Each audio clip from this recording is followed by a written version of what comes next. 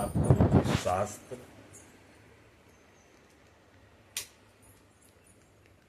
एक संभावना का विज्ञान है। यह सांख्यिकीय डाटों पर आधारित है। हमारे मनीषियों ने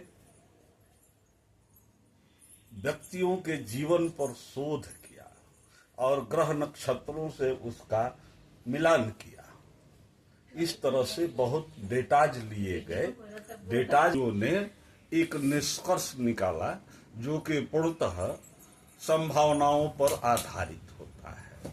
यदि कोई यह कहता है कि जैसा कैलकुलेशन ज्योतिष का आया वही व्यक्ति के किसी भी व्यक्ति के ऊपर सटीक बैठेगा, ऐसा सोचना सर्वथा गलत होगा।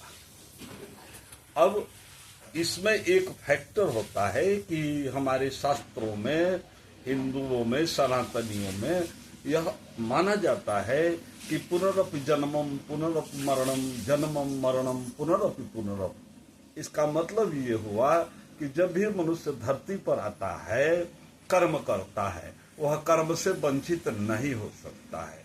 और मनुष्य का जीवन इतना छोटा है, खास तौर पर कलियुग में, कि वो सारे अपने अच्छे और बुरे कर्मों का भोग नहीं भोग पाता।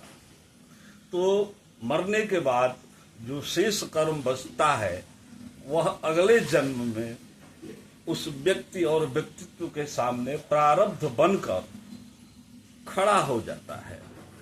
इसी आधार पर हस्तरेखा और जन्म तिथि और समय के आधार पर गणनाएं करके विद्वान मनीषी लोग व्यक्तियों के भविष्य के बारे में बताते हैं।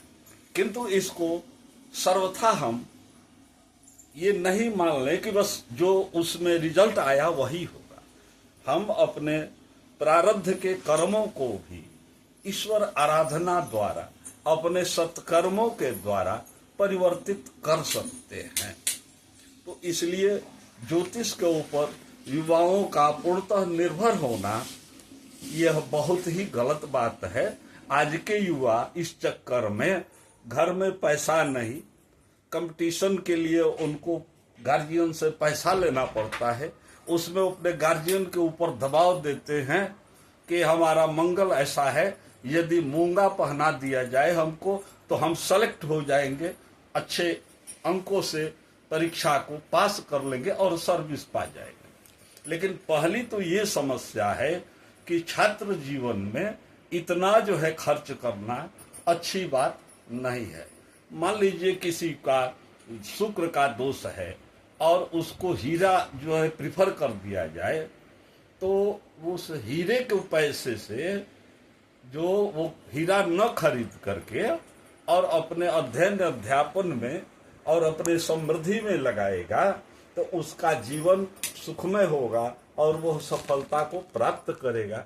इसलिए युवाओं को भटकाव से बचाने के लिए यह विचार मैंने सार्वजनिक किया।